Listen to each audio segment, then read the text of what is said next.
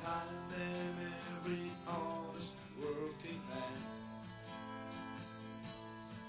In unity there's each other, and your friend becomes your brother, and in the tyrant's thought will be a lesson learned. Give them hope, give them strength, give them life. Like a candle burning in the black of night. We are with you in our hearts and in our minds. And we will pray for a nation through its darkest times. I know that your hearts are made of a firmer kind. And a riot stick won't kill your peace of mind. You can fight with all the spirit that you possess, because your fight is a struggle that is blessed. Give them hope, give them strength, give them life. Like a candle burning in the black of night. We are with you in our hearts and in our minds.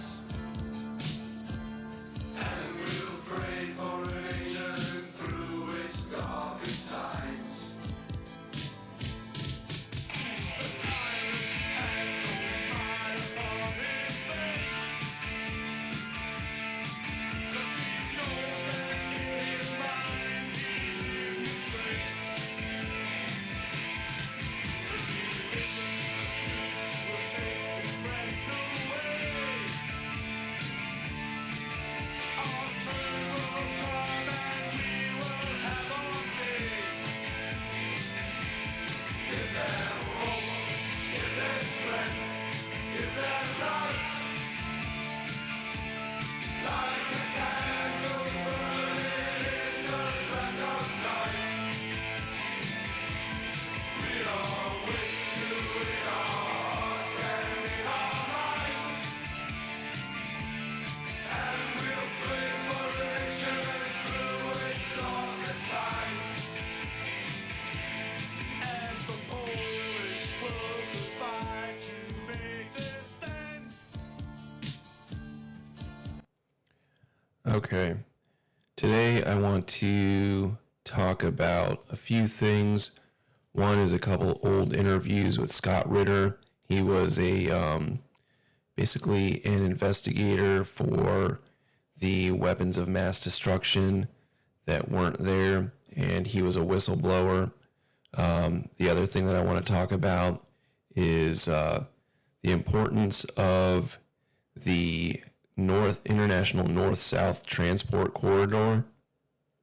It really got my attention the other day when I saw where it goes and all the different countries involved, especially when I saw where it ends on either side, and how we found out that Iran is selling oil to India by putting it into a shipping vessel and then transporting it into another shipping vessel to India, and that's how they're kind of hiding it. This is nothing new.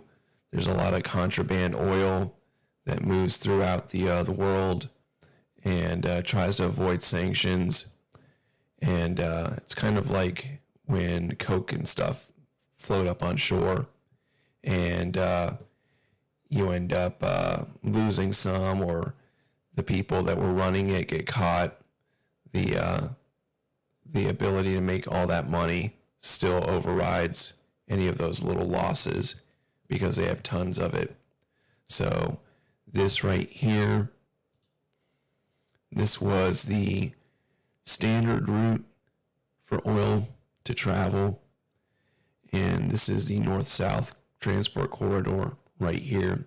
As you can see, there is a solid blue line, very similar to that pipeline that they blew up at the beginning of the Ukraine war. So I'm going to go ahead and watch that explanation on it.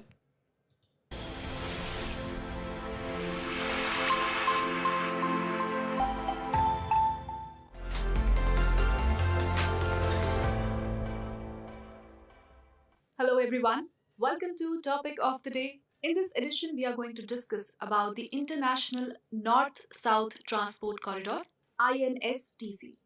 Now recently this was in news as the INSTC's Western Corridor was operationalized to connect India with Europe. Now the INSTC could be the best alternative route to the Suez Canal and it will enhance India's footprints in the Central Asian region. Now, what is the International North-South Transport Corridor? It is a 7,200-kilometer long multimodal transportation network. That means it uses sea routes, rail routes, and roads to offer the shortest connectivity. Let us look into the map. The red line in the map shows the International North-South Transport Corridor. As you can see, it starts from Mumbai in India, connecting the Bandar Abbas port of Iran. Now, Bandar Abbas is one of the major ports of Iran. And then Baku, that is the capital of Azerbaijan, to Astrakhan, Moscow, and St. Petersburg. Previously, we were using the route that is highlighted in blue, that passes the Gulf of Aden, Red Sea, the Mediterranean Sea, all the way from North Sea, cutting the Baltic Sea to reach St. Petersburg in Russia. So all in all, the blue highlighted route would take around 40 days. But after the INSTC, it will reduce the time of transit from 25 to 30%. This was established back in September 2000 in St. Petersburg, Russia, and Iran, Russia, and India were the founding members. Later, it was expanded to 11 new members, including Azerbaijan, Armenia, Kazakhstan, Kyrgyzstan, Tajikistan, Turkey, Ukraine, Belarus, Oman, and Bulgaria. It has an aim to link India and Iran via sea route and then through Iran to the Caspian Sea onwards from the Central Asian region. It will promote transport cooperation among the member states and reduce the carriage cost and transportation time. Now, the INSTC includes a central The land route going from India to Iran, I believe, was going through here when I looked up a diagram of the actual land route that wasn't by sea. Corridor, Western Corridor, and one Eastern Corridor. Let us talk about the significance of this route. Firstly, it would increase the connectivity and thereby transforming the economies of nation and facilitating new markets. It is also a cheaper and faster alternative to conventional route. For example, a Suez Canal blockade by the Ever Given ship recently caused a hefty loss to economies of major countries in the world. Most importantly, it is also a possible counter to the China's One Belt initiative. It will also improve the information sharing mechanism along the corridor. Further on, it can also be used to provide better humanitarian assistance to the nearby regions. So if we talk about its benefits for India, first of all, it will provide export opportunities. That is, it will connect India with Central Asia, Russia, and has potential to expand up to the Baltic, Nordic, and even the Arctic regions. There is also economic engagement, a shorter trade route to Europe, and a possibility of connecting the Chabahar port in the INSTC. It is a major alternative to direct route through Pakistan, and India has also signed DTAAs and BIPA with most of the nations. Now, what is this DTAA and BIPA? DTAA stands for Double Taxation Avoidance Agreement, and this is a tax treaty signed between India and another country, so that the taxpayers can avoid paying double taxes on their income earned. BIPA stands for Bilateral Investment Promotion and Protection Agreement. So far, the government of India has signed BIPA with around 42 countries. The INSTC is also in sync with the Ashgabat Agreement, which is the key to India's connection with the Central Asian region. India joined the Ashgabat Agreement back in 2018, and as we have seen, it is an alternative to the Suez Canal, save time, the freight charges, and easy exports. So our ships can escape the freight charges of millions of dollars that they have to pay when they cross the Suez Canal. Now let us talk about certain concerns regarding this corridor.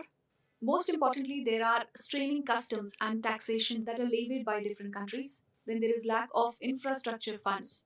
Further on, rising militancy in Afghanistan region and Central Asian region is a major cause of concern. If the amount of trade would be low, it will increase the logistics cost. So, what can be the possible way ahead for this particular project? First of all, the creation of industrial parks and special economic zones would add commercial and substantive value to this connectivity corridor. Secondly, there will be cross border e commerce. Due to internet connectivity across the border, e commerce is one key sector that stands out to gain the most. Further on, any development in the infrastructure will definitely lead to economic advancement. And remember, China had just promised to Iran to start building 5G towers in exchange for selling them oil. And that's one of the major people that is transferring all this oil on this route through India all the way up to St. Petersburg, I believe it was, in Russia. Let us now take up a practice question on this topic. With reference to the International North-South Transport Corridor, the INSTC, consider the following statements. First, it provides India with an alternative route to the Suez Canal for connecting to Europe.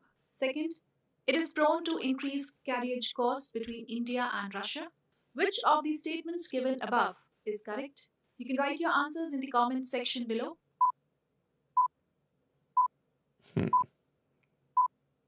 So the correct answer is A, that is only the first statement is correct. Second statement is wrong because this project reduces the time duration from around 25 to 30%. Therefore, it will decrease the carriage. Okay, that's all I wanted to know. It was just a little bit more about the structure of this this pipeline. This was a short little piece because I'm really starting to get interested in this Ahmad Chalabi guy that they put into power in Iraq after Saddam. He's the one who basically convinced the engineers at supposed nuclear facilities to say that Saddam was making weapons of mass destruction and biological weapons.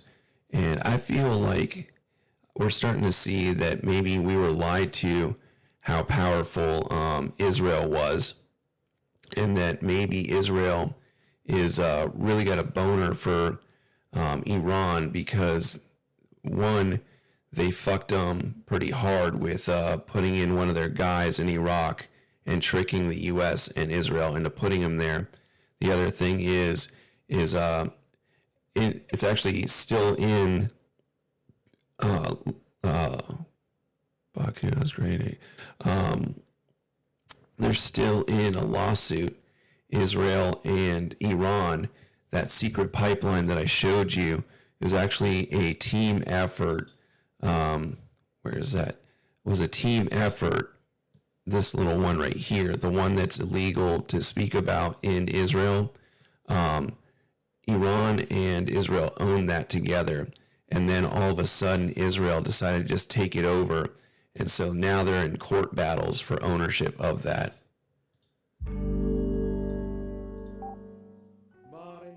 Ahmad Chalabi was an expatriate. He was an operator.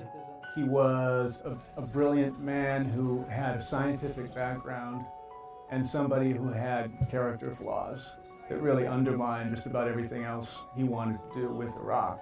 I will be very much part of the future of Iraq, but I'm not a candidate for any political office. One day he called me up and said, I'm driving up to Kirkuk. Do you want to come? And I said, sure. So I jumped in the car.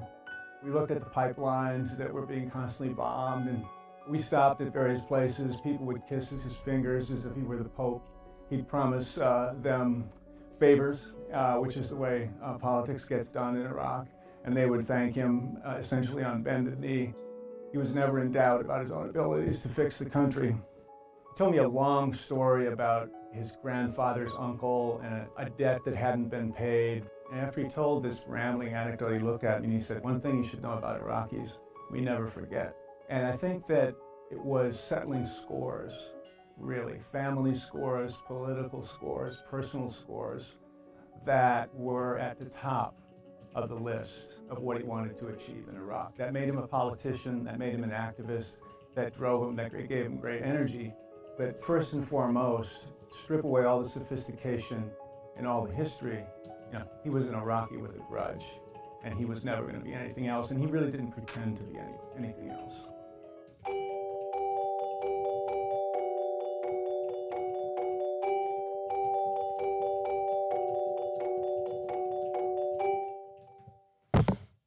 My bad. Didn't mean to hit the mic like that. So that was just a small little just summary of that guy. I didn't realize that Scott Ritter was in this video. He's really good, and I listen to him every once in a while. This is from 9 years ago. Actually, no, this is from August 3rd, 2000. And this guy was blowing the whistle on everything that was to be.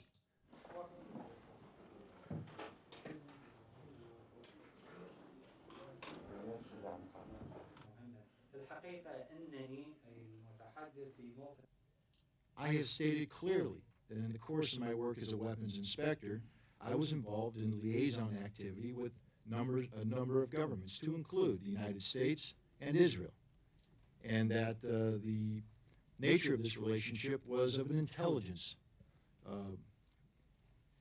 in terms of intelligence work. But it was intelligence work that was fully authorized by my chain of command. That chain of command was within the United Nations. I never initiated anything that wasn't approved by the executive chairman and wasn't in total conformity with our disarmament mandate put forward by the Security Council. We have somebody who has a unique insight to the situation, that is myself, and we have formed a production film team and indeed a news gathering film team to come to Iraq for the purpose of legitimate journalism. Now, the United States government has let it be known that they do not necessarily agree with how I have characterized this team. And before our departure, there were efforts to, I frankly say, intimidate us not to come to Iraq.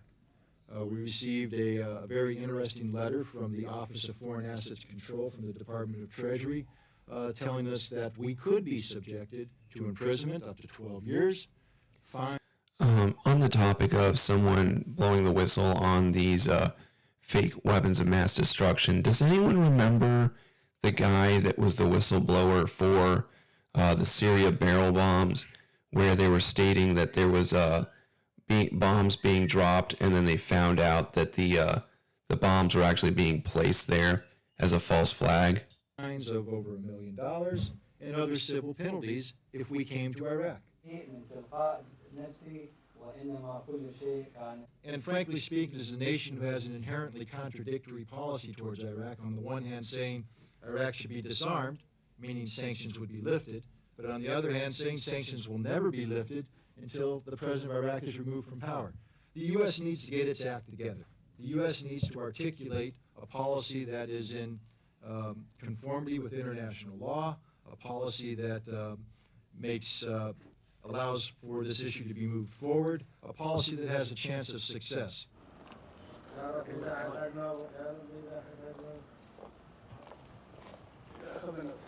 This documentary is about gathering facts. This documentary is about telling the truth. If that is indeed the case, that Iraq has no weapons of mass destruction, that's what this documentary will reflect. And I believe if we do this documentary objectively and with a high enough quality, that that case will be clearly made to the American people, and they can hold their elected representatives accountable, and that might stop an otherwise irresponsible conflict from occurring.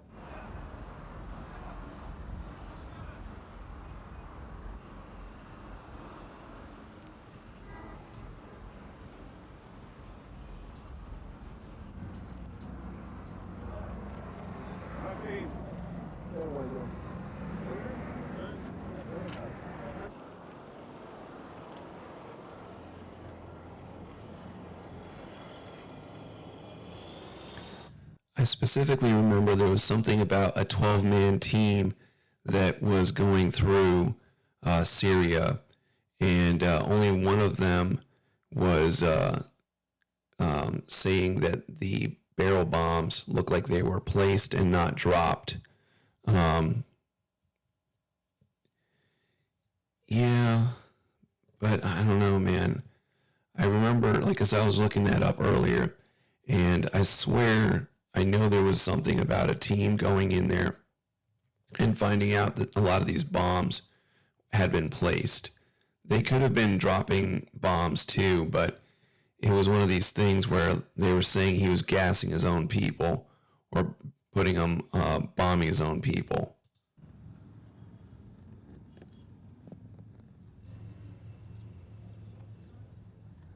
Okay, so you know what I'm talking about. This is really good right here. Sorry, let me turn the volume down on that. I had to turn it up for the other one.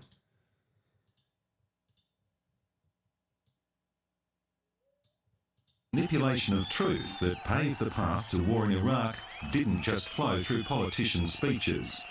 It flowed far more effectively through major media outlets.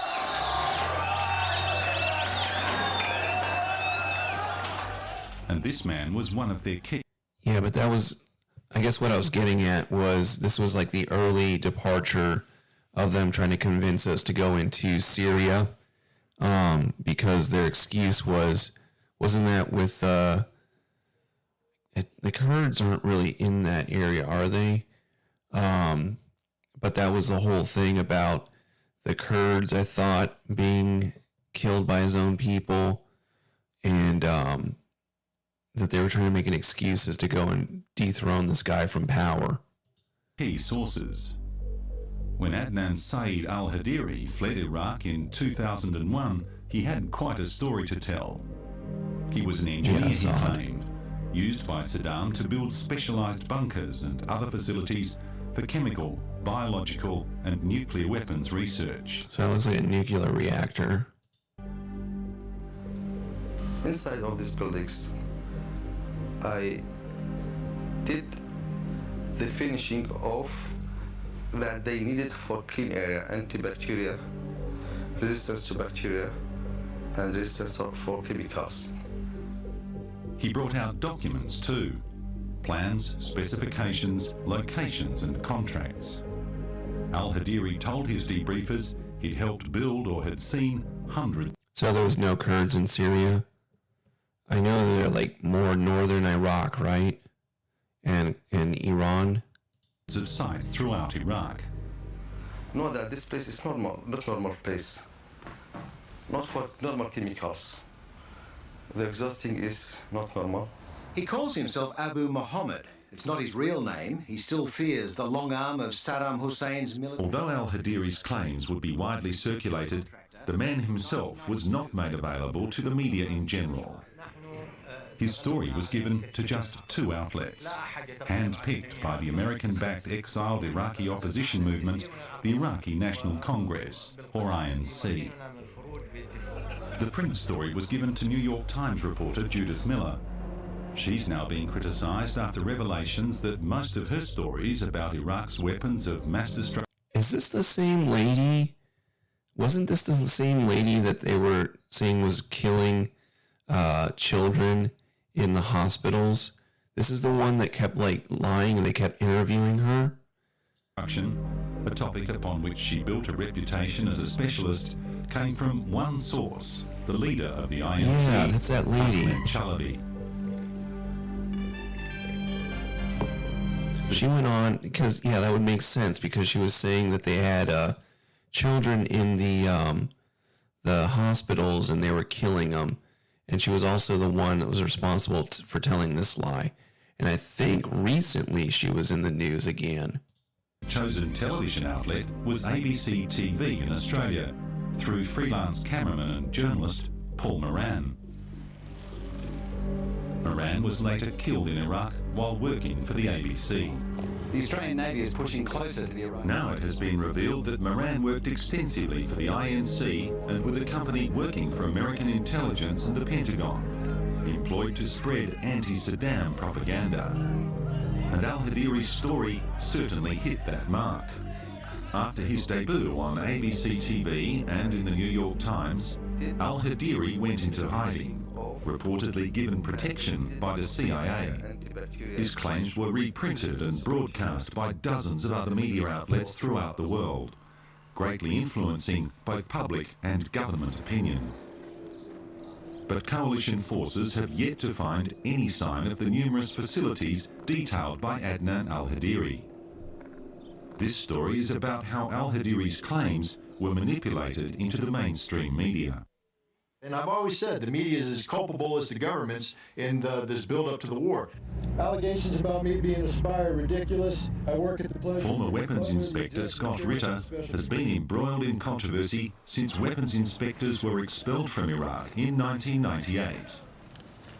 Ritter's ties to some Iraqis and his outspoken opposition to the rationale for war antagonised the Bush administration. This guy's a real badass. He's on Daniel Davis Breakdown a lot of times. He's also on, I think, some other shows with like Ray McGovern and Colonel McGregor. He's up there with some of those people that were in the military that are actually telling the truth. To the extent that some leading figures branded him a traitor. But it wasn't just the government that Ritter attacked. Throughout the lead-up to the war, he consistently claimed that the media were being played into the hands of Iraqi exiles and the American government. The media wanted a sexy headline. They wanted a sexy story. And here's a man who's telling a sexy story, and suddenly he's featured on, Australian newscasts, American newscasts.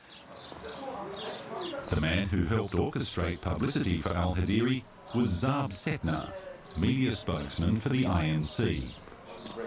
Setna spent more than a decade working in and around Iraq, much of it with his Australian mate Paul Moran.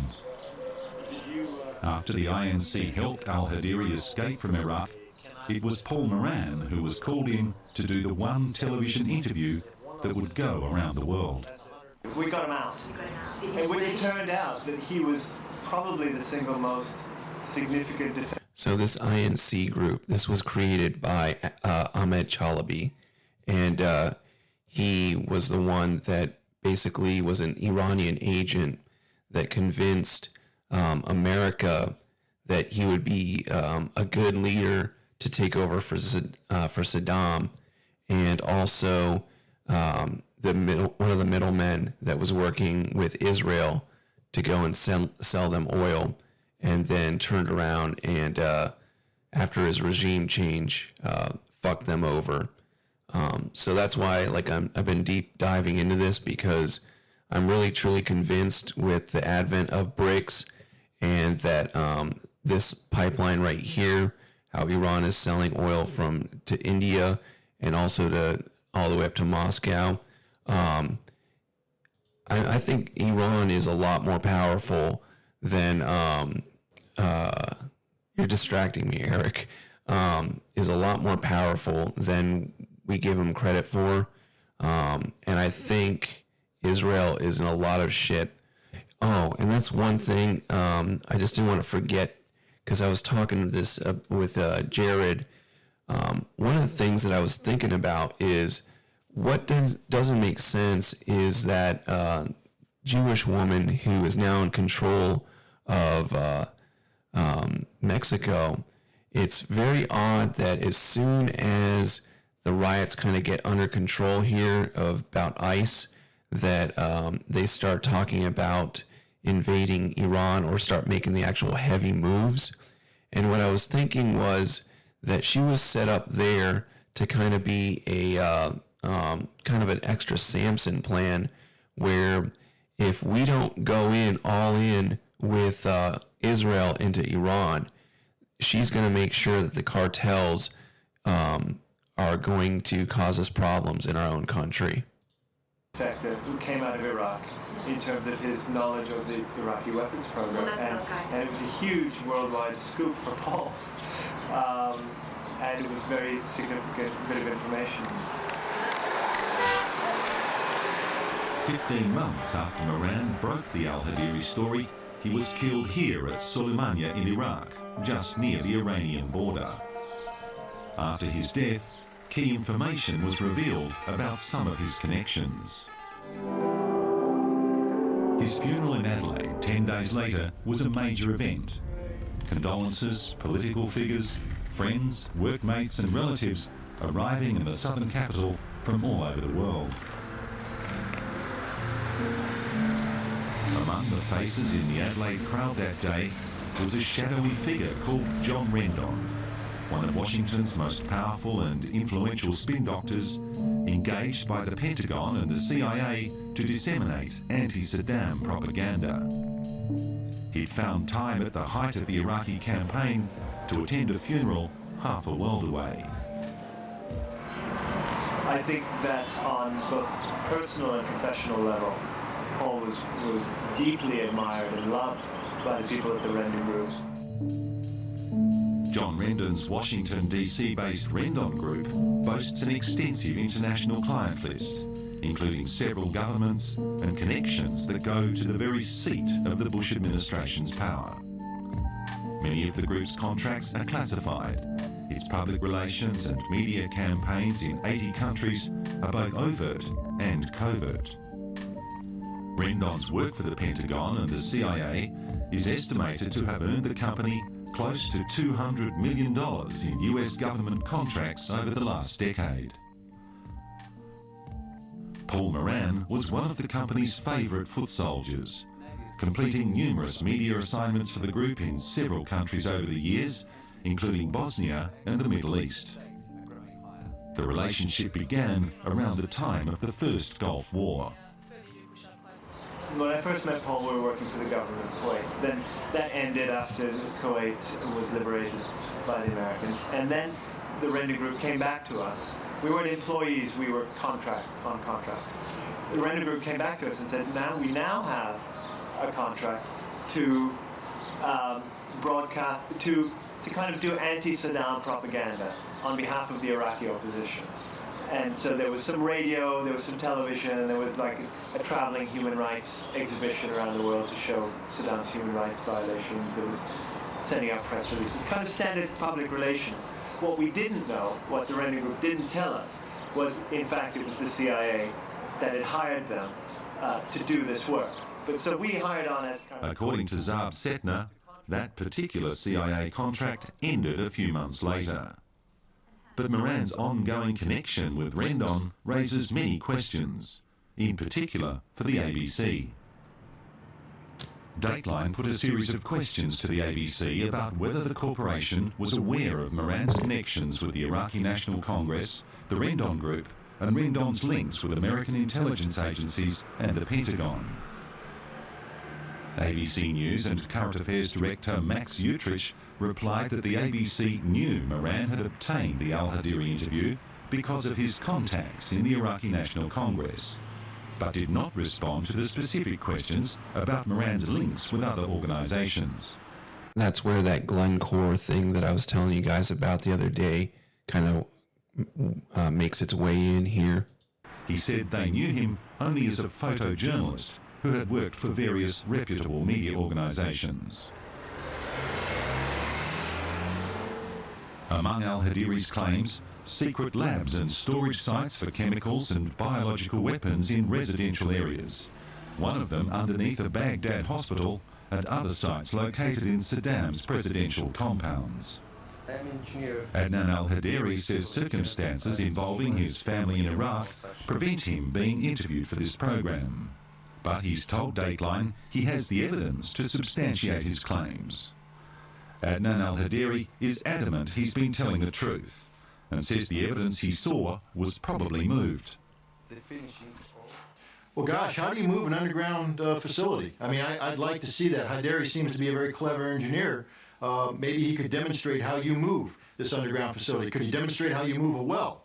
Could he demonstrate how you move a building with concrete, impregnated concrete? He's talking about things he simply doesn't know about, and it's the classic defense of the fabricator to say, well, they're moving it, they're hiding it. Well, that's what Ahmed Chalabi always told us every time we uncovered his data to be inaccurate. He said, well, they change scenes where they're too clever for us, they're too fast, they respond too quickly. No, Ahmed, no, Mr. Hadari, you're just liars, and it's time the world fess up to that. They're liars, they misled us, and they have the blood of hundreds of brave Americans and British service members on their hands and thousands of innocent Iraqis who perished in a war that didn't need to be fought. In Washington, al-Hadiri's claims were greeted with skepticism by many, including CIA and other intelligence analysts. But the defectors' claims found their way to the top. The information that Adnan Haidari provided went directly to President Bush. It went to Tony Blair. It might even have gone to Prime Minister Howard as a member of the coalition. But the information that Adnan Haidari provided was very, very significant in terms of proof that Iraq was building weapons of mass destruction. And then the other information...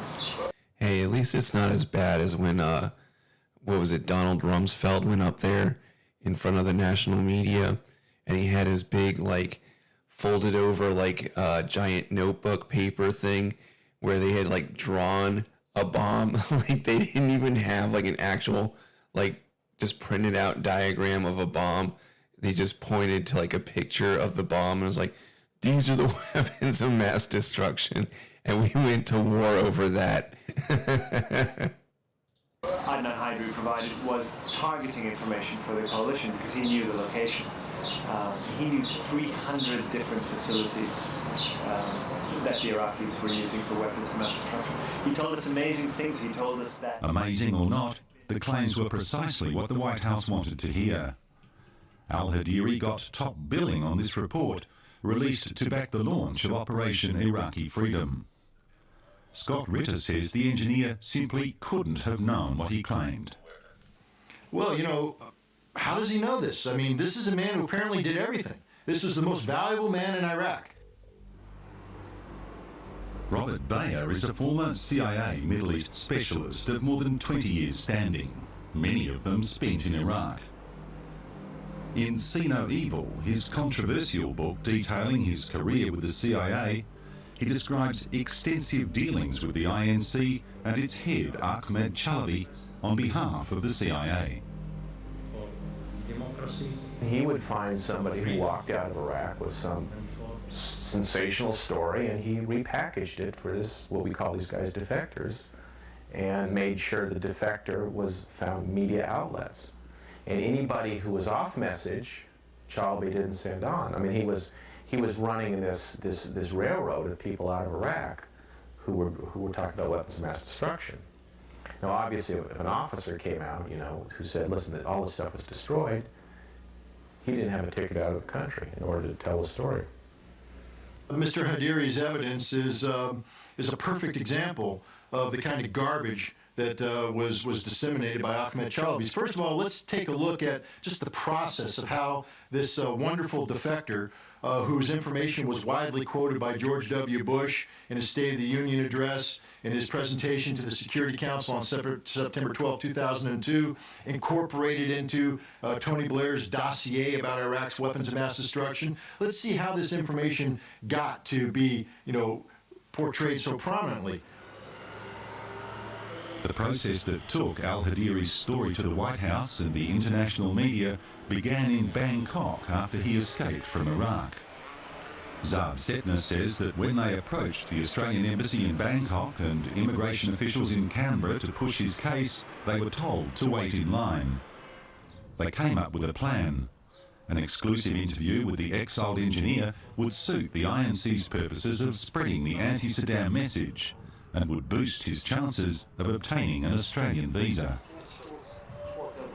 We got the idea that if we raised his profile in Australia and let the Australian people and the government know how important, how significant he is, and what a target of Saddam he is, that this might help his case, that they might want to give him asylum more quickly as a special case, because he really was under great threat from Saddam. So I knew that Paul had an agreement with Australian television. He was a freelancer, but he did have an agreement with ABC. This guy can talk with a fly just like sitting right on his face like a fucking starving Marvin from South Park. That he would file stories for them. So I rang him up. He was in Bahrain, where he lived. And I said, are you interested? I think I've got something that you would be interested in. I think you can sell this to ABC. I think it's an amazing story to tell. And it so happens his family are in Adelaide, your favorite city.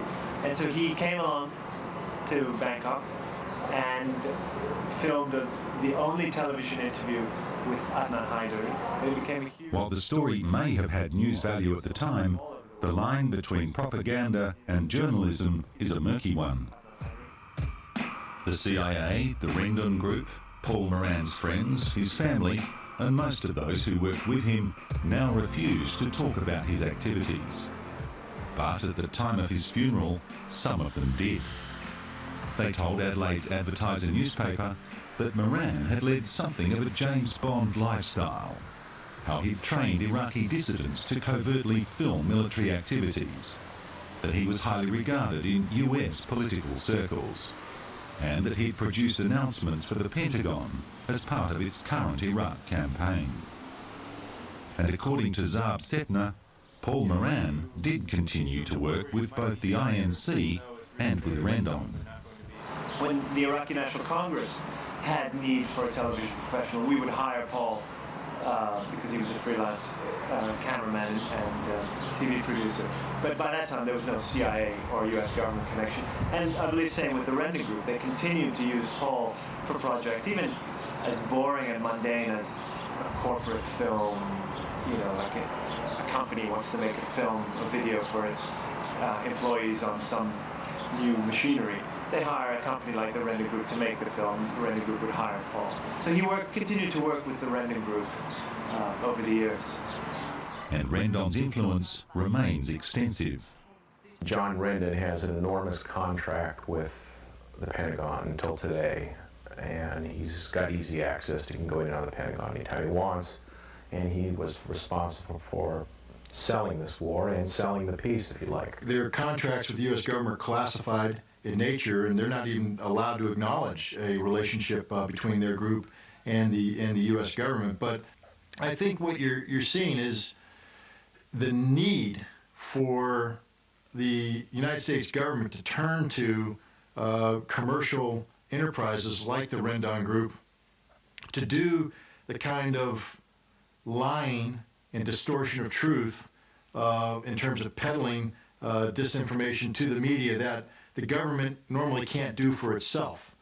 No, they are all over the war. I mean, every time you talk to anybody in the government that's had conference calls in the Iraq War before going, they tell me that Rendon is on the conference calls that involve all the government agencies involved in the war. Whatever possible relationships Paul Moran had with Rendon and the American propaganda campaign, in northern Iraq, where he did much of his work, Paul Moran is remembered with gratitude by the people there. Indeed, Kurdish leader Barham Saleh says there are plans to build a statue in his honour. Paul Moran will live on in our hearts as a friend of the Kurdish people, as somebody. His name was Paul Moran. His name was Paul Moran. Who wanted to do a good job telling the story of my people, but he's also a hero because he wanted the world to know about the evil of terrorism. Paul Moran may well have worked for a good cause, but if there was a professional conflict of interest, should he have been engaged as a journalist? Despite the growing controversy over the way information and intelligence was used in the build-up to the Iraq War, the ABC has no qualms about its relationship with the late Paul Moran. In response to Dateline's questions, the corporation said, "We do not believe we were used by anyone," and that the I wonder if that's part of Operation Mockingbird. story was tested with an authoritative source and presented in an unvarnished manner. Moran, they added, carried out his occasional ABC duties without fear or favour. There is no suggestion that there was anything wrong with the ABC buying the story, or in the way it was packaged by its own journalists and presenters. The key question that the ABC declines to respond to is whether anybody within the organisation had any knowledge of Paul Moran's contractual relationships with Rendon, the INC, or any other conduits for American intelligence or military agencies. Nor will it indicate if any such internal inquiries have been made since his death. There's a video that I wanted to watch about, this was made around the time of Fukushima, and this guy starts explaining the nuclear reactors. It's been something I've been kind of interested in, and with Iran having this whole weapons-grade uranium controversy, I think it would be good to kind of get a better understanding of how these nuclear reactors work. And from what they're saying,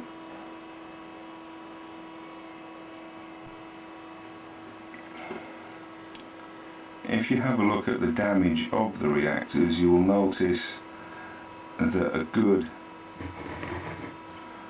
and this is a G Mark 1,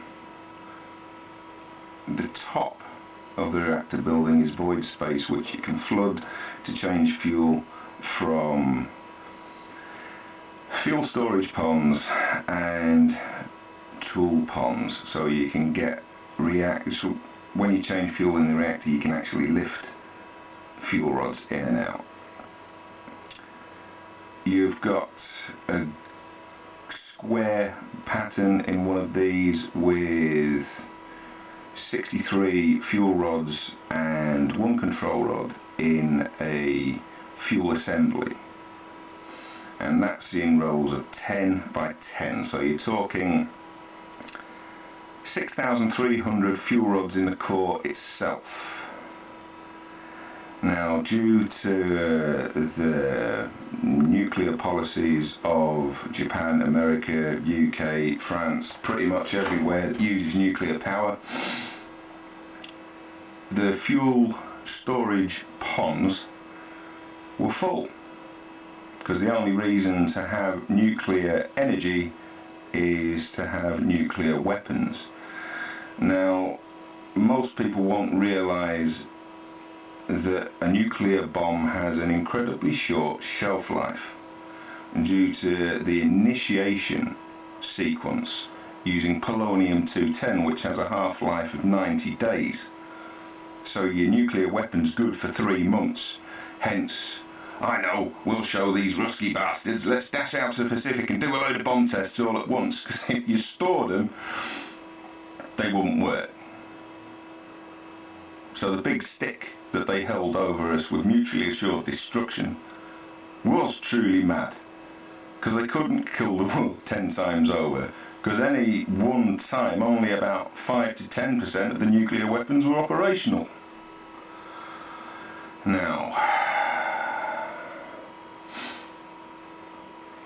TMI in '79 released hydrogen gas. They were scared that that one was going to go bang as well.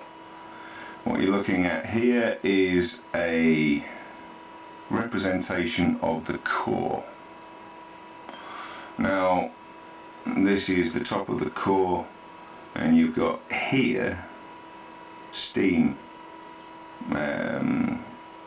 separators, so they keep the water down and let steam into the primary circuit so it can heat water in the secondary circuit, which then pushes your turbines and generates electricity like a coal-fired power station.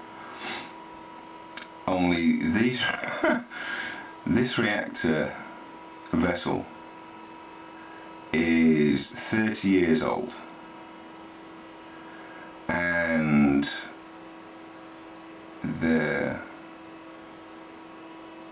reason for reactors only having a 30-year lifespan, or 40 years at a push, and the nonsense of relicensing, comes because most people don't realise that nuclear contamination doesn't just sit on the surface of an object and contaminate it. When you have concentrated nuclear energy in a very confined space, it transmogrifies the elements around it and turns them into new elements. It's how the periodic table is built from stars.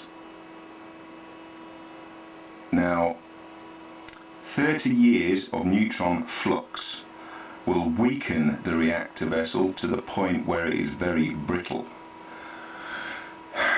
And at 3 Mile Island you had a third to a half core melt. These had 30 minutes battery backup after the tsunami hit.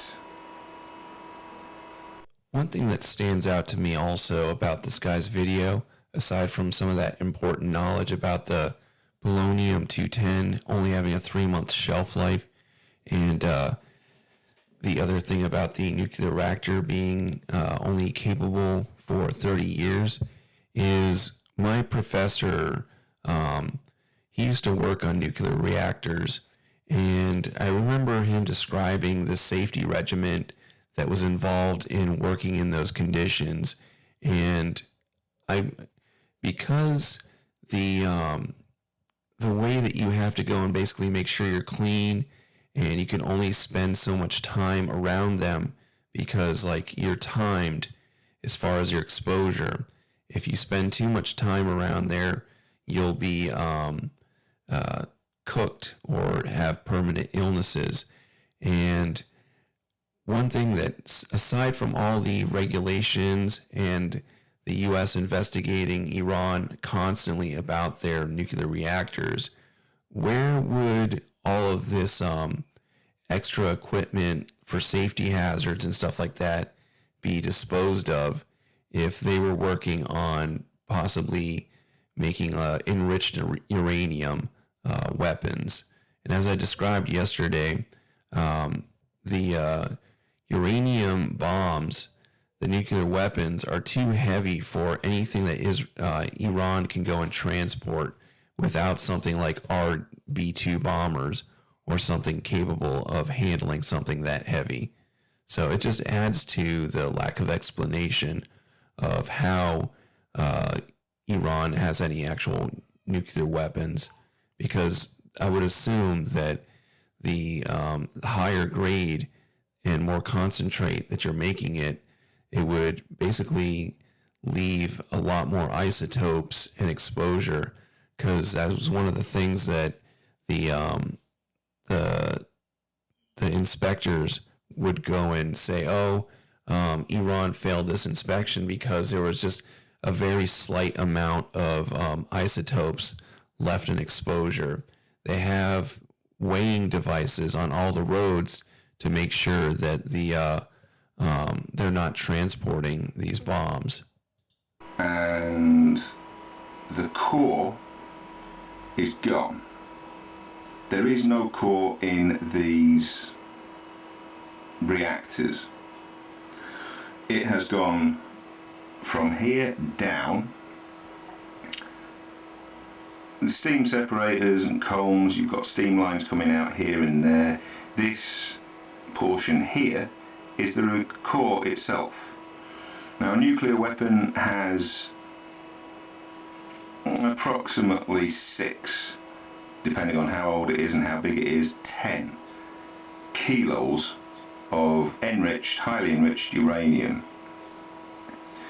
The difference between a nuclear bomb and a reactor is a reactor, if you discount this particular reactor, General Electric Mark 1, if you discount the zirconium cladding and you discount stainless steel that acts as a neutron flux around the core, a neutron flux absorber, you've got 30 tons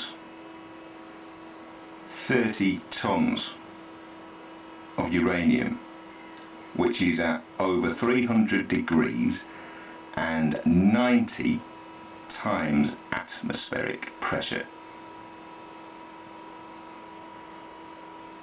300 degrees and 90 times atmospheric pressure.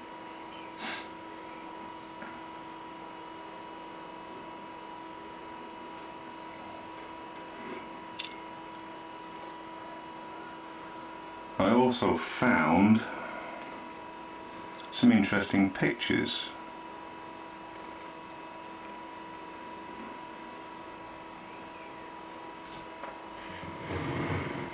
This is what's left of Unit 3.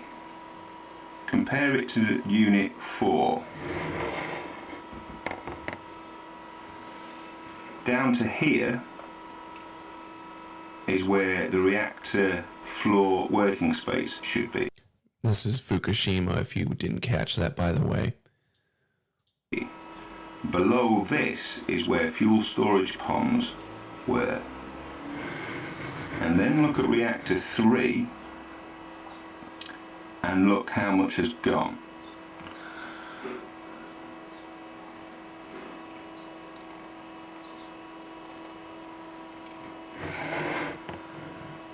These images were shot with a small radio-controlled aircraft at high resolution. There is no fuel storage ponds there. The fuel storage ponds at this site contained 20 reactors worth. So, partially enriched uranium, 600 tons. These things were nuclear wars in a can. And this radiation is drifting round the planet. But Japan itself will not recover. Think Chernobyl times 6 or 10. They found fuel rods and fuel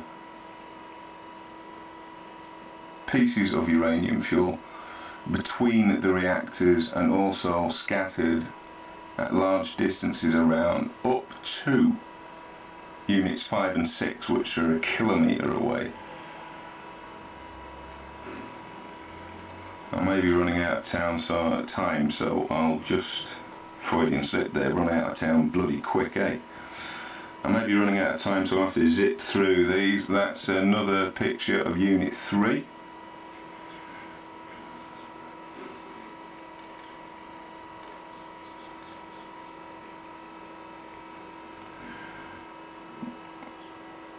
If you look at the cursor near the top of the screen, that is give or take where the roof of the building should be.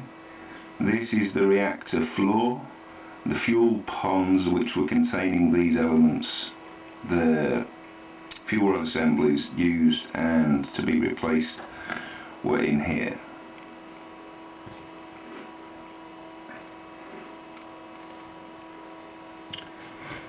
That's a group shot of all 4.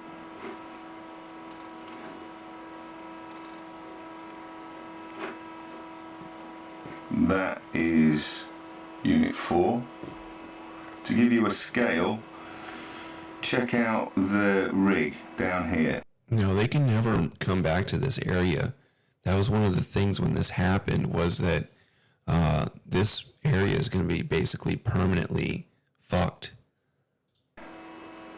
Which is pumping water via this into the top to try and stem the flow which is leaking out of the bottom. This is a desperate shame and nowhere near under control. It's a shot down of 3 and 4.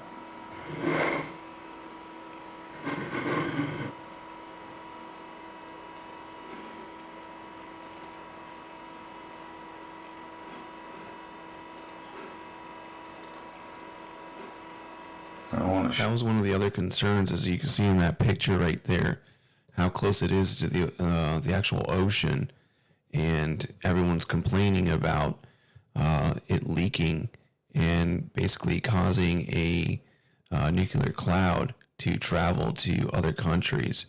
This is a big fuck up, and it's just like right now, if we're bombing these Iranian nuclear facilities, this is going to permanently fuck up the landscape, I would think.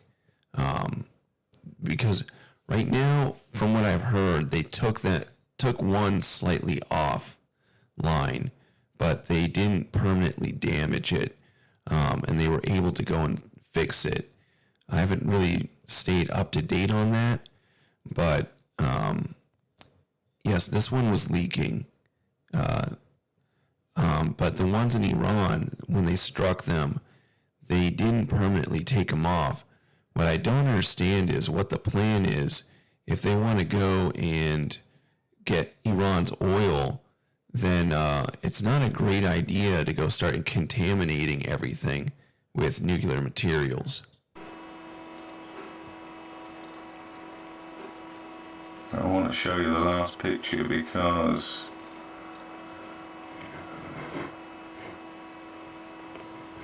if you're wondering why they're all smoking like this, though, if that's what you're asking about them leaking here, is when they go and melt down, it basically superheats everything.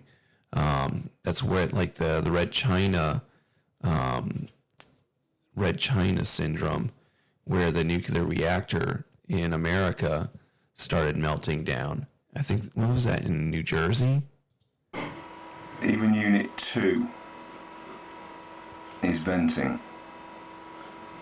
Is Unit 3 venting, and Unit 4, which there isn't venting, but if we check out the live feed,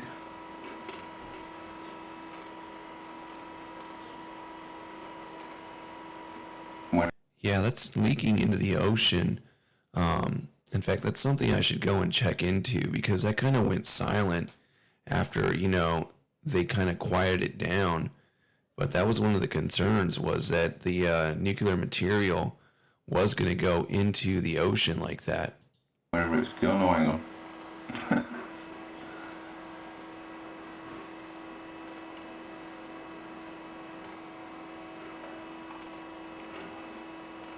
Sorry about that. Morning. Oh, in Iran? I don't know exactly how.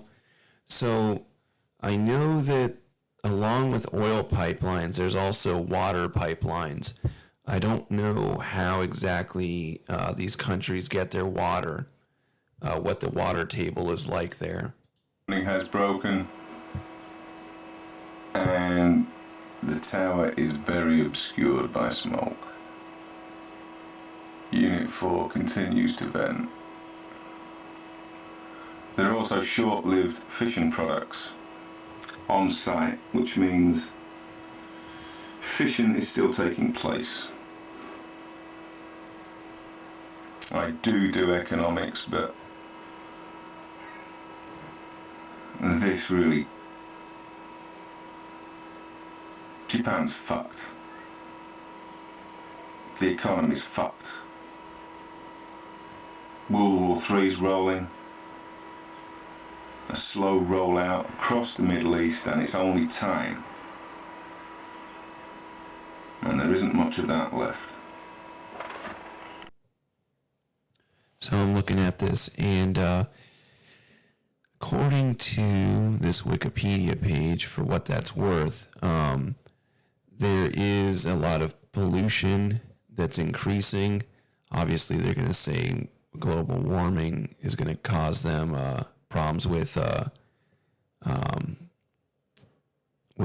water supplies, but apparently they have a issue with sewage. But it doesn't say anything about the water being contaminated by any kind of nuclear materials. This is another interview with Scott Ritter on McCain's role in the Iraq War.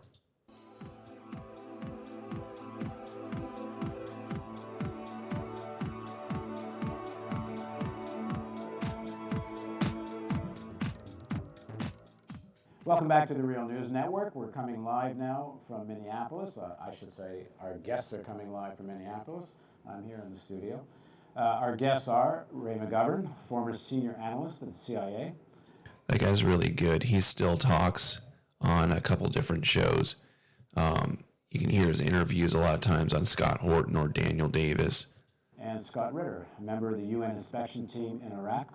And just so we're clear on Mr. Ritter's credentials, the hiring of the UN inspection team, which I said. Is that volume good for you guys on this video? I realize it seems a little low.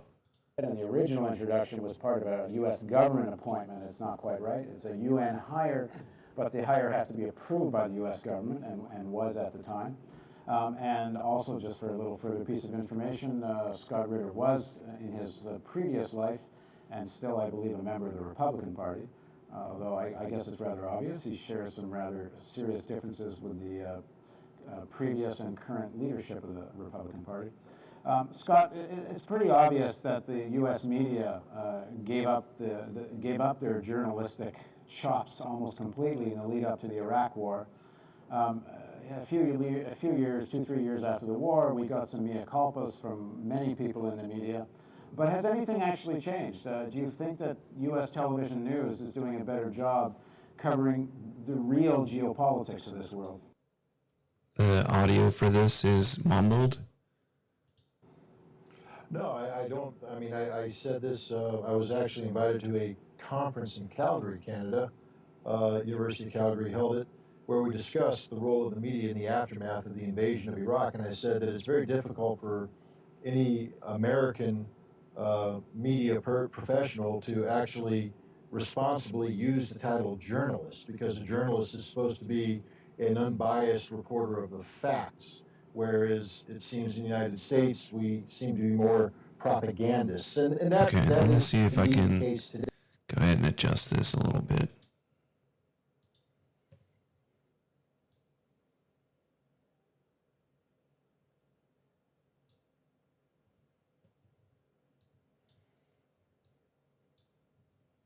Day, we have very few people in the what's called the mainstream media who operate in an unbiased fashion. What's an example of that? Like, what's happening now where the media, in your opinion, is getting it wrong? Well, first of all, it's the context of a story. Let's take a look at. His mic is a little bit rough sounding. It sounds like the guy that's in the actual studio has a better microphone. The situation we face in just covering national politics. The media will either apply a Obama spin or a McCain spin, but very rarely do you see somebody step aside and actually apply a factual spin. This is because the media is linked now to corporations who view the news not as this journey of seeking truth, but a journey of seeking advertising income. And so the news is shaped not so much by what the reality is taking place on the ground, but how it can be sold, packaged and sold. What's wrong with the way the media is covering Iran, for example? Well, to give you an example, we've allowed a nation, a complicated nation state of over 70 million, to be personified in the individual of one. It's President Ahmadinejad. We basically have said that this nation that gave us Cyrus the Great, Darius, that gives us this great tradition of culture, is now simply this scraggly, bearded, beady-eyed lunatic that we say runs Iran. Well, he doesn't run Iran. He's the president of a nation whose constitution gives supreme authority not to the president, but the supreme leader. And then we turn around and we put words in his mouth. I'm not here to defend Ahmadinejad, but he's been accused of saying things, for instance, that he believes that Iran's policy should be to wipe Israel off the face of the earth. Well, he didn't say that. Yeah, we've said something completely different. We've covered that story where you can translate it that Israel should be removed to the pages of history, and there's various ways to look at it. And I think the point is that there's nothing in what he said that would suggest that Iran wants to wipe Israel to the pages of history. But let me ask you something very specific on the Iran question, because the media has adopted complete amnesia on this, as have almost the entire political elite. And I'm kind of wondering why. How the two parts of it. I'm going to ask you part one, then I'm going to ask Ray part two. Part one is anything the IAEA says about the Iranian nuclear program seems to be more or less irrelevant. There seems to be a feeling that no matter what inspectors say, inspections aren't really going to find the truth. And I guess what boggles my mind is that how correct the inspectors in fact turned out to be in Iraq. But is the IAEA, the International Atomic Energy Agency, are they capable of knowing what's truthful and what isn't truthful about any possible Iranian weapons program? Well, the IAEA operates under a mandate in a similar way that the UN inspectors, when I was an inspector, operated under a mandate. Their mandate is, of course, the Nuclear Non-Proliferation Treaty, specifically a safeguards agreement that's been signed between Iran and the international community. It should be noted that whenever the IAEA refers to inspections that are linked to this mandate, They note that Iran is in full compliance with its obligations, that there is no evidence that Iran is pursuing a nuclear weapons program, that the totality of Iran's nuclear material is accounted for. And by the way, there is something, though, to add to that, is I found out today there's been a recent development as far as Russia's involvement with Iran's nuclear program. Putin said today that if America strikes that one particular nuclear facility that's underground, he has 200 men in that facility, and he will raise it to 600 if we continue to attack it and his men are attacked by U.S. forces. It will be pretty much a declaration of war on them. And that the IAEA has a full understanding of the scope and scale of Iran's enrichment program. The perversion of the inspection process comes when the United States inserts intelligence information outside the framework of the mandate and then insists that the inspectors go to Iran and confront Iran with this dubious intelligence. For instance, the stuff that's derived from a laptop computer that came from the Mujahideen al-Khalq, an Iranian opposition group. Now the inspectors go in operating in a manner which is not mandated by the Non-Proliferation Treaty or their Safeguards Agreement, ask questions to the Iranians which are rejected by the Iranians as being outside the scope of their work, that the Iranians say, we refuse to answer questions posed by the CIA through the inspectors. This is not what the agreement called for. And then the media spins this up as Iran is not cooperating with the inspectors. Therefore, the technical judgments of the inspectors are somehow called into question. This is absurd in the extreme. The technical judgments are proper, they are correct, and they clearly point to the reality that there is no ongoing nuclear weapons program in Iran as we speak. But this is spun out of control again by the use of the inspection process by the United States government. Now the media doesn't rarely reports on an IAEA report at all. If they do, it's like a one-day wonder and it's gone. But I think one of the reasons why the media doesn't play this angle of the story you're talking about is that we never hear it from within the leadership of the Democratic Party. The Democrats and Republicans seem so on the same page here, yet everybody has access to the same information you and others do. I mean, isn't that part of the problem with the media, is that they just report what the leadership of the two parties say? They don't do any of their own work. Look, this comes back to what Ray talked about earlier, which is the influence of Israel on the American foreign policy position in the Middle East. We are not allowed, from a media perspective, from a political perspective, to inject reality when that reality contradicts the perception that's put forward on behalf of the state of Israel. Israel has said that Iran constitutes a threat to the security of Israel, therefore the security of the world, in the form of a nuclear weapons program. And this is a clear black and white case they've made that cannot be factually sustained. The IAEA's presentation oftentimes directly contradicts the case that Israel has put forward, but because no politician in America wants to be seen as casting him or herself in a potentially anti-Israeli, pro-Iranian light, the facts are swept under the rug. Right. And we go forward in this very intellectually and morally dishonest manner. Ray, the other piece of this which the media ignores is the National Intelligence Estimate, which for a few weeks was an explosion that seemed to be blowing up the whole Bush-Cheney version of Iran, and there was lots of talk about now there can't be an attack, whether or not there's an attack being planned. Certainly the mythology about Iran seemed to be exploded, one would think, once and for all. And I understand the influence of organizations like AIPAC, the Israeli lobby in the United States, and the State of Israel. But certainly the Project for New American Century and the whole neocon agenda, there's also there's a segment of American elite that has this agenda themselves. But go back again to the media. It's not like Israel standing there telling the media to forget the National Intelligence Estimate. Yet everyone has moved on as if the National Intelligence Estimate never happened. It's really quite remarkable. How do you explain how this works? The other thing, too, is we've been discovering that group JINSA and their importance versus AIPAC, which I think doesn't have nearly the power that JINSA has. Well, I like the way Scott Ritter addresses things. It's very clear that it's due to the Israel lobby.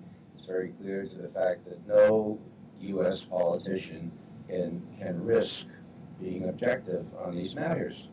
The National Intelligence Estimate, completed in November of last year and issued on December 7th in sanitized version, said that Iran had ceased working on the nuclear weapons-related part of its nuclear program, pure and simple. And the date of that was mid-2003. Next judgment, we assess with reasonable confidence that they have not restarted this program since then. And the date of information for that is about a year ago. Now, the president totaled off to Israel within 3 weeks and told the Israeli leaders, well, he didn't agree. He has these 16 intelligence agencies, but he has a different view, and so did Cheney.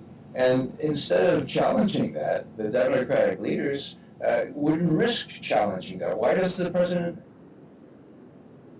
intelligence? Well, maybe he does say the Democrats, so that's why it never comes to the fore. And what we have now, and I really thinking a lot about the Russian, my Russian experience and looking at their media.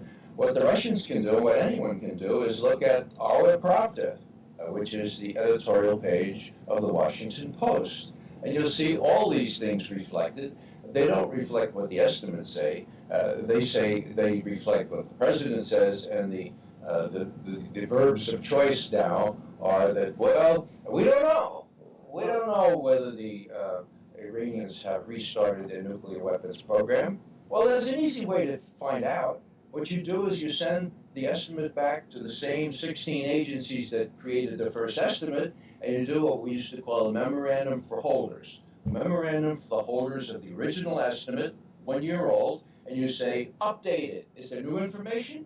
Does any of the new intelligence change the judgment that they have stopped their nuclear weapons-related program? Well, that hasn't been done. And the reason it hasn't been done is because it's too dicey politically in this country, especially immediately before a national election. Ray, there was an exception to this, though, and an interesting one, I thought. Both Senators Webb and Biden opposed the Kyle Lieberman amendment, and quite vigorously. Both of them, I think Webb particularly vigorously. And certainly the Kyle Lieberman came out of the AIPAC lobby. Kyle Lieberman are honorary co-chairs of the Committee on the Present Danger, and Lieberman is always honorary something at AIPAC. But Webb and Biden stood up on Iran, and I remember Biden in one of the early primary debates being very opposed to an aggressive rhetoric about Iran. In fact, I remember him saying that if you want to stop any possible Iranian nuclear program, the first thing you do is stop threatening regime change. Now, certainly begin talking to them. Yeah, and begin talking to them, and Obama's been talking about unconditional negotiations. So just as a final question, there's sort of a two-parter here, which is one, there are times when some of the senators have stood up on something which is clearly an AIPAC Israel lobby agenda. Isn't that crazy to hear that Joe Biden was against regime change in Iran only 16 years ago? And opposed it, Kyle Lieberman being one. And number two, given that, one would think at least the media could remember that much. But you don't get that in television media either. Well, that's true. But this was particularly insane. What was proposed, of course, is a blockade of Iran, an act of war, and the other legislation that had been proposed. And that was, easier than usual to get people's back up and say, look, you really want to authorize or suggest to the president that he do an act of war against Iran. So it was not a matter of great courage here, especially if Biden had his eye on being the vice presidential candidate. Of course, he's going to fit in with Obama. And Obama, who's to dispute what Obama says? The sensible human thing to do is to talk to the Iranians without preconditions, without saying you have to give us all we want before we talk to you. How can that be defended? And so, yeah, it worked this time. Just a, Scott, final question for you, follow up on this.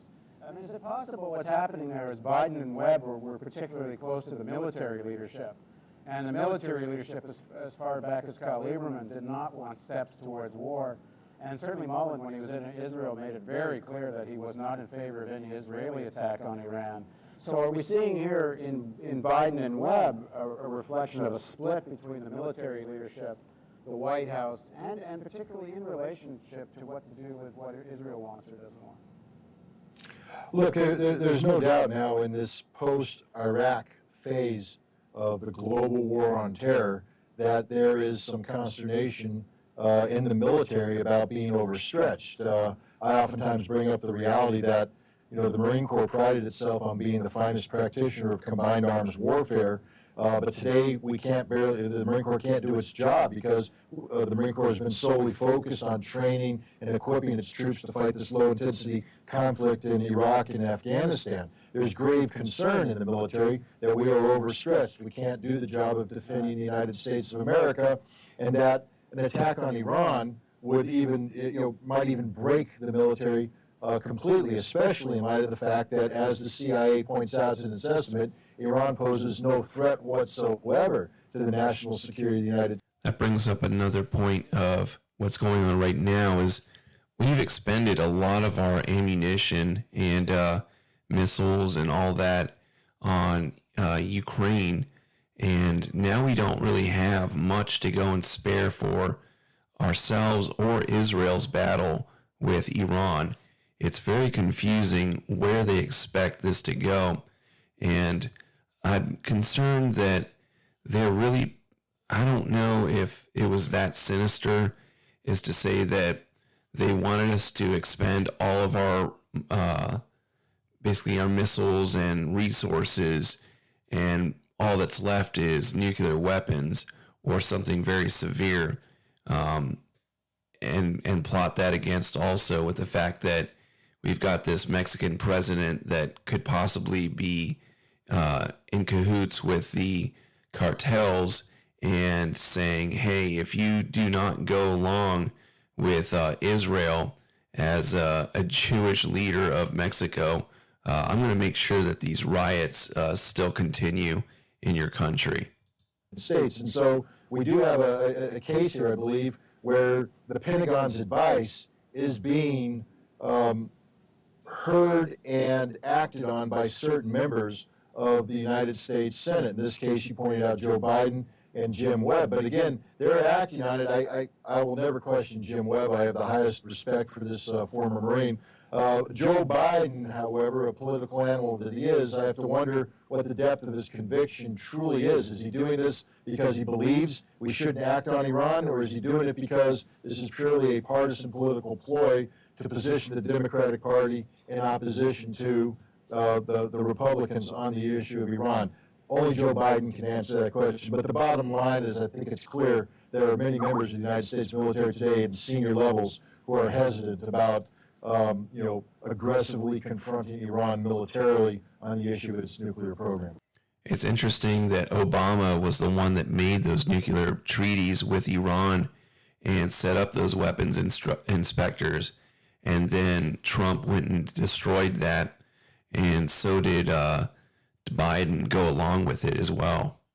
Well, thank you both very much for joining us. I hope we get a chance to do this again over the next few days, individually perhaps before the end of the RNC. And thank everyone at home for joining us. There's a video right here that's a lecture on basically the CIA, and I'll just give an introductory to it. I don't think I'll be on this video much longer. I'm not going to have time to go through this as well. This Chinese researcher, again, arrested for sneaking more contaminants to work on in biolabs and ruin our crops. Hi, welcome back to the second half of Session 12, History 3375, CIA and the Third World.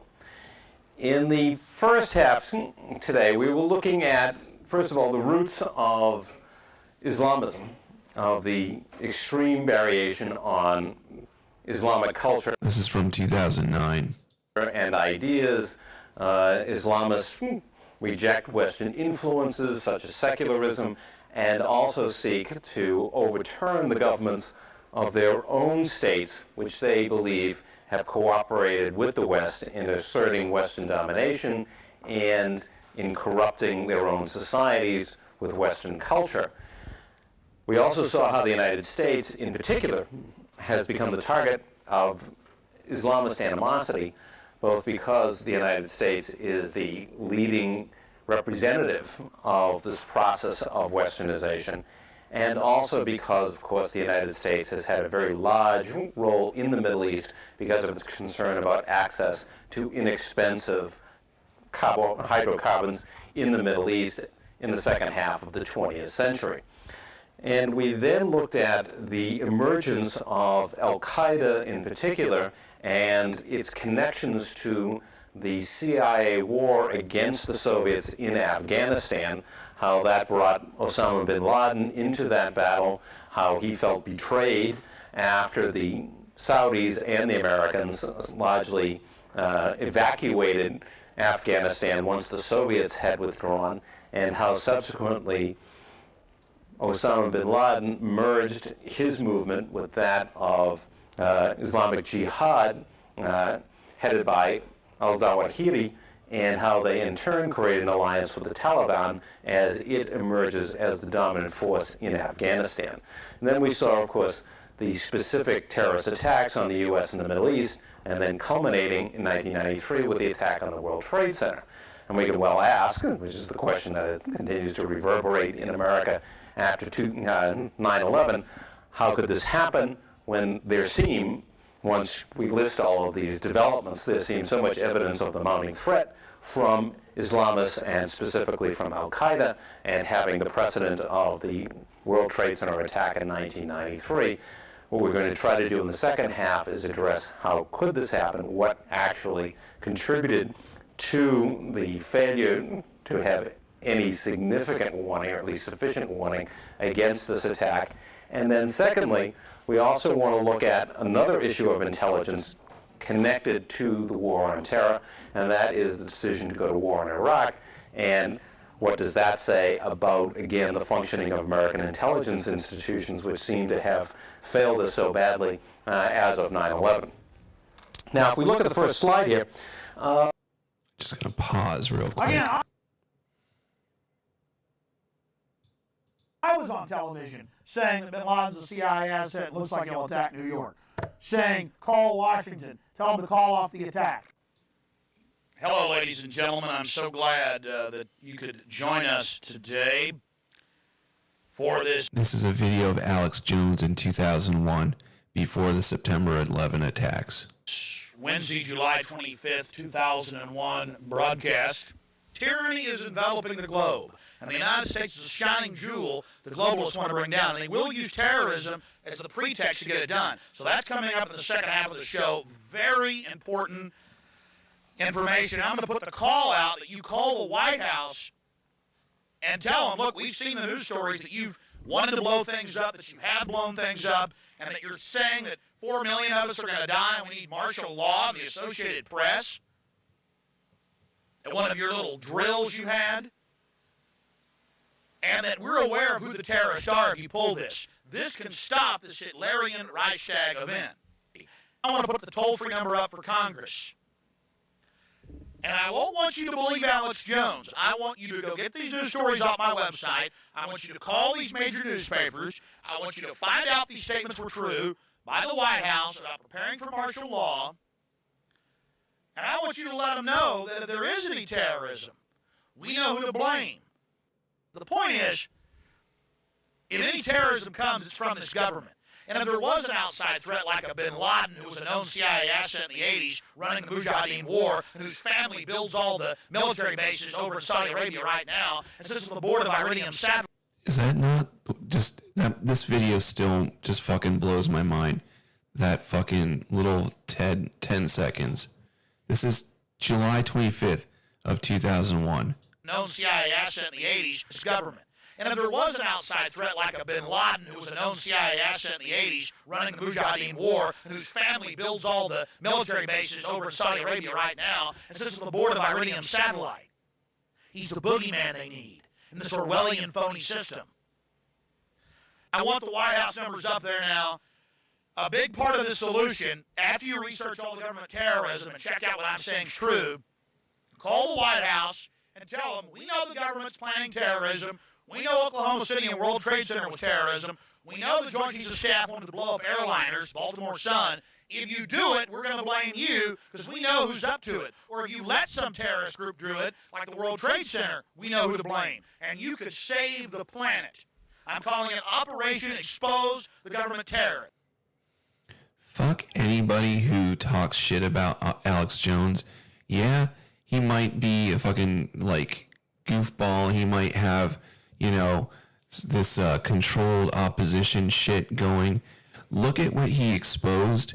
Imagine being under the pressure that guy is under and knowing and saying this shit right here. Do you understand? Like, there's people that are fucking just tiny whistleblowers in small community governments that get their lives completely ruined. Imagine being the center of all of the hate of, like, broadcasting this shit out to the public before the giant event that changed the entire country and most of the world, and seeing just how that falls down on you. Fuck anybody who talks shit about him. You know, that shit really pisses me off when I hear certain people that have worked with him or, like, been around him, and now, like, they'll go and talk shit about him being, like, an Israel asset. That's such a fucking shitty thing to do. You have no empathy for the amount of sacrifice this guy has made.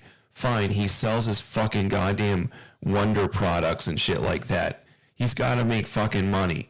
But look what he fucking did for us. He tried to fucking warn everybody what was going on, and no one fucking appreciates that shit. All they do is talk about fucking Sandy fucking Hook or fucking gay frogs. And by the way, the fucking gay frog shit was real. And you know, I want to go and get all of us to watch this one documentary on Sandy Hook. Oddly enough, today I was actually in a meeting today with a victims advocate that worked with a lot of the people from these major shootings. I wasn't gonna, she just kind of briefly brought it up. I don't know if I really want to talk, like, even bring up talking about that with her. But, like, just, it blows my mind, man. Like, meet anybody, like, yeah, never meet your heroes, but, like, just meeting anybody, you get to know someone long enough and you're going to grow to hate them. Like, it happens all the time when I listen to people, you know, that I used to find funny, and then I'm just like, you know, I'm just kind of I'm kind of bored with comedy, or I'm kind of bored with this angle, you know, but they never did what this guy did. This guy has fucking sacrificed his fucking life. And just like the same thing with Jordan Peterson, like, Jordan Peterson is fucking, something happened to that guy. They broke him. Just like Kanye West, they buck break you somehow. And Jordan Peterson, his old lectures were fucking amazing. I don't give a shit what people have to say about him. Yeah, his fucking life is a mess. He's, you know, completely gone down the hill. But, like, it's fucking disgusting when somebody, like, gives their entire fucking life and then it comes crashing down on them. And then people are just going to go and start shitting on them. Like, people just don't appreciate the amount of pressure that comes with being at that level and trying to fucking handle it, you know? Like, so many people crack under such little pressure compared to that. I do want to go and watch this. This guy seems to be pretty interesting. It's an hour-long video. We'll watch that tomorrow if you guys want to come and watch that. It seems pretty cool. Appreciate you guys being on board tonight. And if you don't mind, hit the like button. And we'll see you possibly tomorrow. Tomorrow is Friday, right? Yeah, so should have some time on Friday night to go and do this. Again, good night. Hope you guys enjoyed this little deep dive that I'm going into as far as understanding Middle East history. It's one of the things that's been very difficult for me to understand. The other thing that I've gone down the rabbit hole one time is leaders and the history of a lot of these like countries like Kenya and Ethiopia. It's mind do a 1 point speed and I'll catch it in 3 point. Okay. One day I'll broadcast in 10 times speed for you, Eric, and we'll make you happy once. But for now, it's going to be good night.